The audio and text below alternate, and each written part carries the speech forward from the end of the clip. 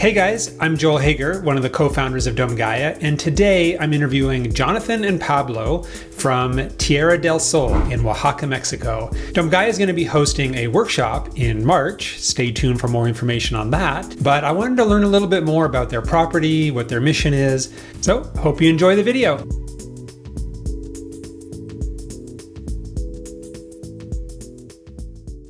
My name is Pablo Ruiz, and I have a sustainable living center in Oaxaca. I've been working here for about 25 years, and I'm very excited about this upcoming conversation with Domegaia now. And I'm Jonathan Treat, and I'm a professor, journalist, and activist. I've been collaborating with Pablo at Tierra del Sol for, I don't know, 15 years, something like that. I'd love to just learn a little bit more backstory about your property. It's Tierra del Sol? Yeah, the name is Tierra del Sol. It is a sustainable living center, and it is located in the highlands in Oaxaca. Oaxaca is a province of Mexico where the two main Sierra Madre meets, the eastern Sierra Madre and the western Sierra Madre meet in this place.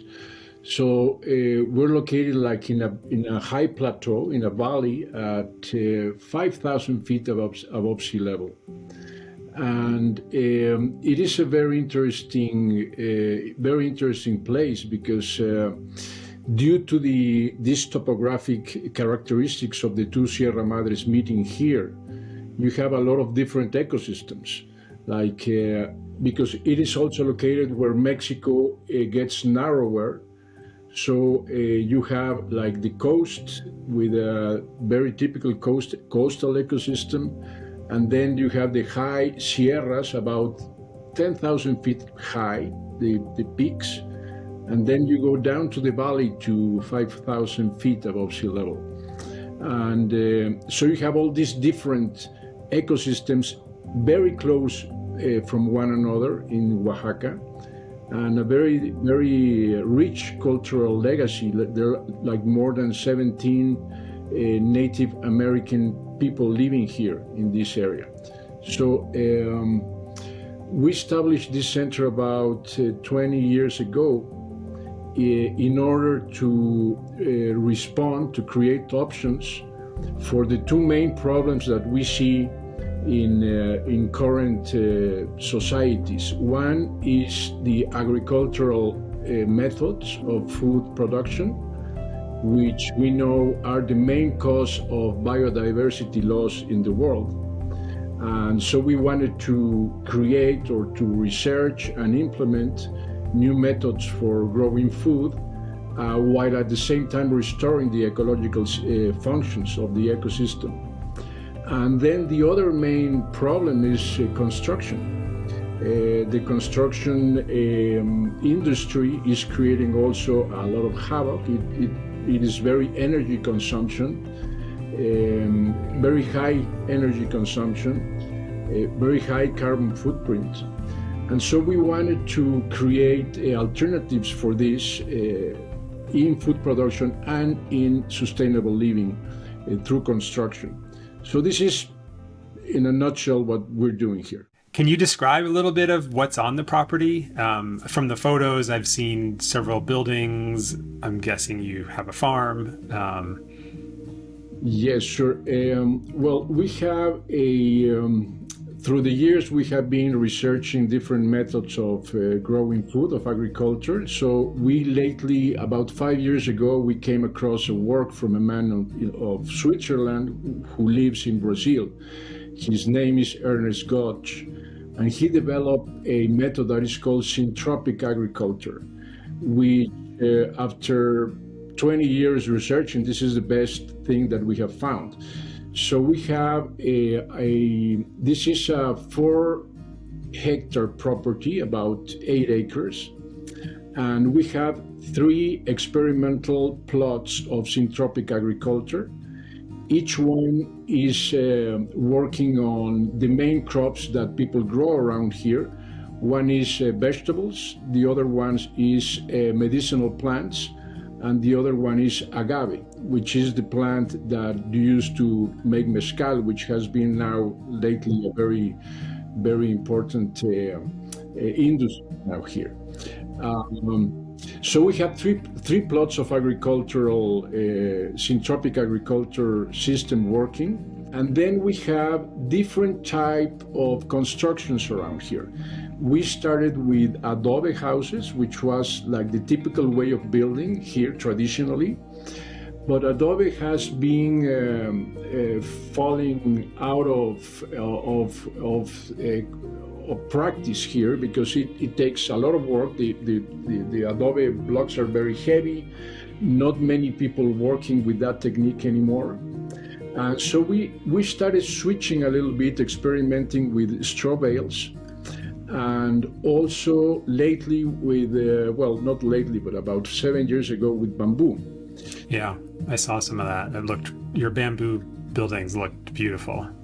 Yeah, so we have been like implementing different techniques adapted to this system, to this climate.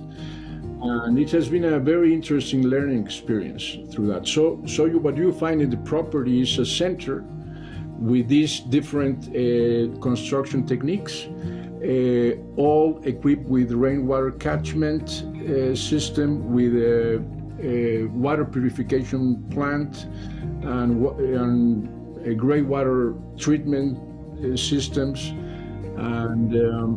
and we usually host groups here, and we mainly consume the vegetables of the garden grown locally. And so that's about what you can find when you visit Tierra del Sol here. Oh, sounds amazing. And so, yeah, I guess you mentioned that you host groups. I'm curious to know a little bit more about like what kinds of activities typically go on. Do you teach classes? Is it, and mostly like local people, or do you have a lot of foreigners visiting as well? Yeah, it is a mixture, because mainly what is happening here and as what is happening around the world is that due to the modern techniques of growing food, of industrial agriculture, basically the landscape is desertifying. And this is happening everywhere. So on this area, we have a very long history of human habitation. There is a archaeological record of 10,000 years of continuous human habitation on these lands. This is where this is one of the centers of origin of corn. So you can trace back 10,000 years of human activity, from hunter-gatherers to the first caves, when they have the first vestiges of agricultural activity, and then to the first settlements, and then the Zapotec civilization, which was one of the most important civilizations in pre-Hispanic Mesoamerica. And so what is happening now is that we're surrounded by we're in a valley surrounded by high mountains, which are still in very good condition. Here in Mexico, in Oaxaca, basically, they have like a legal term of land ownership that is called common land properties. And these are owned by local indigenous communities. So in the Sierra Norte mountain range, which is very nearby where we are, it is like 400,000 hectares, which are divided among 60 communal properties of indigenous Zapotec communities. And the forests there are in very good condition. So all the watersheds have a good source. But then as the water comes down from the mountain to the valleys have been like deforested, and the land has been divided in very small plots. So you have a lot of people with very small plots, and all of them practicing these methods of food production that are really desertifying the landscape. So what we're trying to do is to focus on those people for the agricultural workshops. Right. What we're trying to do is to work with local people that have small plots of land, and we have workshops and courses here on the spot. But lately there has been a lot of urban people interested in these subjects, in food production. In Mexico, this was not so popular. In the States, it has a longer history of people getting involved and interested in these subjects. But in Mexico, no, it was like the agriculture was relegated to this small segment of the population, the indigenous communities. But lately, more people are interested, so we're hosting also workshops of syntropic agriculture with groups of about 30 to 40 people who attend for five days approximately. Okay. It's a very practical thing. So we have these groups, and then we have construction workshops also. When we build any new method, we also do a workshop, and then we have like people sometimes do rent the place for retreats, for yoga retreats and meditation retreats, that kind of thing. So this is basically the activity that we have regarding groups. Nice. Yeah. Sounds like a really fun place to come to. A lot of things to keep you interested. Yes, it is. Yes. There's archaeological sites very nearby, and we're only 20 kilometers away from Oaxaca City, which is 12 miles away from Oaxaca City downtown, which is also a very interesting historical place. Yeah. Colonial era, yeah. Yeah, I've never been to Oaxaca myself, but it's been high on my list, and I've heard it's a really wonderful place to visit. And so that means you're quite easy to get to as well. Yeah, there's an international airport in Oaxaca City, and it's about a 45-minute trip by car to get to the place. I'm sure for anyone that's going to be visiting, there'll be a lot for them to see and probably eat, I'm guessing, which is always, personally, as someone who likes to travel, one thing I enjoy the most about traveling is getting to experience different foods. So, yeah. On that regard, Oaxaca is one of the Mexican cuisine has a very long tradition. It's been very, very widely recognized and one of the best cuisines in the world. But in Oaxaca, you find some of the most interesting culinary experiences, no? Because you have all these different foods from all these different ecological systems that are all of them are close by, and the traditional cuisine in Oaxaca is something that is really for people interested in gourmet and eating good quality food. This is a very interesting place to come, for sure. Yeah, I guess the next thing I wanted to ask you was just a little bit about how you got into Aircrete and how you found Domegaia and how we ended up here. I'd love to hear a little bit of that backstory. What I have found out is that for the type of building that we need in this place, this is the perfect structure because it is earthquake resistant. At the same time, it's hurricane resistant. Mm-hmm. It is a structure that is also very clean, very easy to keep clean inside. So if we want to build like what we want to do, that we want to build a place for doing some process of medicinal plants right. and food processing. This is perfect. Right. And then at the same time, it is lightweight, and one of the most important things that is also very insulating, because in the place we're in, we have very hot summers and a very dry, hot season. But then you have in winter, you have very cold nights. It can get freezing. So you have this amazing insulation capacity. And so I'm thinking a lot of things about this, I'm really excited because I think we can also mix a little bit of bamboo shades with these domes, and this will be like wonderful. So this is how we came with in contact with Aircrete through Jonathan and Basic at the beginning, and then doing my own research a little bit. I think this is perfect for what we need here. Yeah. And just to say one more thing, I think it would be also more socially acceptable than the bamboo, for example. You see? Interesting. Yeah, that makes sense, I guess, because people are used to building with concrete, and so it's not concrete, but it's there's some similarities. So it's I can see how that would be more acceptable. Yeah. I love your vision and your mission and everything you're doing. It's a very worthy project. Like, how many of your kind of local staff, builders, people from the local community do you think will be participating in the workshop? Yes, we want to include at least 7 people.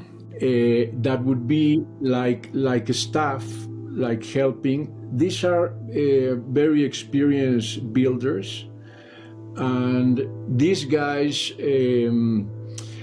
I really admire the local capacity for build, because these are the descendants of the guys who built the pyramids. But I guess about 20 to 25 people plus our 7 people in our staff, I think will be manageable, I think.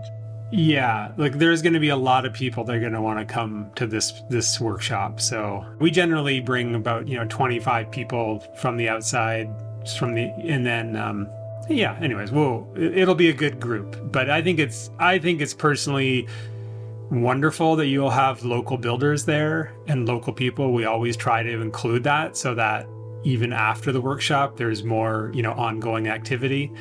And it's just, as a side note, it's something, part of our kind of mission is to establish more permanent training centers. So I can imagine in the future there'll be opportunities for us to do more workshops, follow-up workshops on finishing. I mean, probably we'll be able to learn a lot from your builders as well. So a lot of synergy here I'm excited about.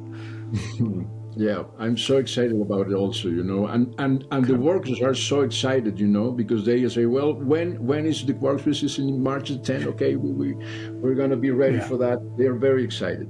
If you could just give us a quick rundown on like accommodations for people once they're there, flying in, transportation, food, just kind of give us a sense of, what people should expect. Coming in from an international flight, usually there are connections from Oaxaca to Mexico City, but also to other international airports, for Houston, for example, and other places. And it is quite easy to get from the airport to this place. It's only a 45-minute drive. And then there are we have lodging options on the site. Okay. How many people can you accommodate? From 18 to 20, the maximum, depending if couples are coming and can share a room with a bed, then will be a maximum of 20 people. Right. And then we have we're thinking about also perhaps to setting up a little bit of camping space, depending upon Nice. If people really request that. So I'm guessing it will be around from 20 to 25 people that we can accommodate on this place. Wonderful. Now, around this place, we're in the country. We're in the middle of the country now, but there are many towns nearby. So within a radius of about, I think, 6 to 7 miles around, you can have like 4 different communities that can offer either bed and breakfast, with Airbnb, or Nice. or there is one boutique hotel 10 minutes from here. For Nice. people who like to stay in a more comfortable place, that would be like the choice to do that. Nice. And we have all the information. It runs about $85 a night per Yeah. person, I think. But that is about the range. But then you have very accessible Airbnbs around. There's a couple of hotels, also small hotels. Jonathan is taking a look at that more closely. I don't know, Jonathan, if you already have like some idea about that, about the options of accommodation. But I think there are many. Yeah, No? I did a search and I sent a link to Anika, just some Airbnb options. And what I want to do, speaking with Pablo yesterday, my plan is to go to the hotel that he mentioned, a couple others, and also research a few Airbnbs, talk to the people, let them know what we're doing, and then kind of document those options and put them up on the website. Yeah, we'll have them on the website. Yeah. But there's Nice. There's a lot of versatility. Great. Again, Oaxaca is one of the leading tourist destinations in Mexico, and Yeah. so there's tons of options, the whole gamut of economical to more luxurious, Yeah, that's great. So yeah, it can be super affordable and accommodating regardless of what your needs are. Yeah. That's great. So yeah, someone can basically rent a car. And then is there also a shuttle, or is there going to be an option for people to pool together? Yes, Pablo and I were talking about that as well yesterday, and we've got drivers that service Tierra del Sol. So what we would do is give people the option when they fly in, because obviously not everyone's going to fly in at the same time. So they'd have the option of a van that would bring them directly from the airport to Tierra del Sol. So Nice. that way they avoid any kinds of hassles with transportation. And also, my wife and Pablo, depending on when people are coming in, we can pick up, if 4 or 5 people are coming in at the same time, we can go and pick them up as well. So it's pretty easy. It's pretty straightforward. Yeah. Cool. And then the best for last, but tell me a little bit about the kind of meal plan or the food that you're planning. We have a local cook that prepares. Every time I go to a workshop, people are raving about the food. It's just, we have vegetarian options, of course, with fresh vegetables that are produced in Tierra del Sol, and then we have non-vegetarian options as well. So it's a very versatile menu. But I've heard nothing but incredible comments about the food. That's one of the things that people are most impressed with at Tierra del Sol. Yeah. And again, Oaxaca, as Pablo mentioned, Oaxaca is one of the leading places in Mexico, even in the world now, in terms of culinary options. I like to cook, and the cuisine here is amazing. A lot of people come to Oaxaca just for that. That and perhaps the mezcal. Right. Yeah. So Pablo. Again, I was talking with Pablo yesterday, and he can detail, how the menu is structured, what the options are, and of course the costs. But yeah, we have a lot of experience with that, and a lot of success with that, I should say. Great. That's super exciting. Yeah, and we'll have all that on our website. I was just, wondering if there's anything else that you wanted to talk about, any questions. Just as a point of comparison and contrast, again, Pablo mentioned the fact that people like concrete, and that was my idea after working in the Isthmus, San Mateo del Mar. I realized that people are really sold on concrete and block concrete, and for some reason, lamina, metal roofs, which are hot and dangerous. Right. But people have this mindset that something traditional is kind of atrás, is like backwards, and people want to feel like they're successful and that I've got my concrete house. So as you pointed out, looks like concrete, smells like concrete. It's not going to be too hard to convince people to use Aircrete because, again, it's concrete, right? But it's actually a lot better than concrete and less expensive than concrete, et cetera, et cetera. Thanks for watching. That was super inspiring for me. If you want more information about the workshop that we're going to be hosting there in March, go to domegaia.com for more information. If you have any questions, put a comment below.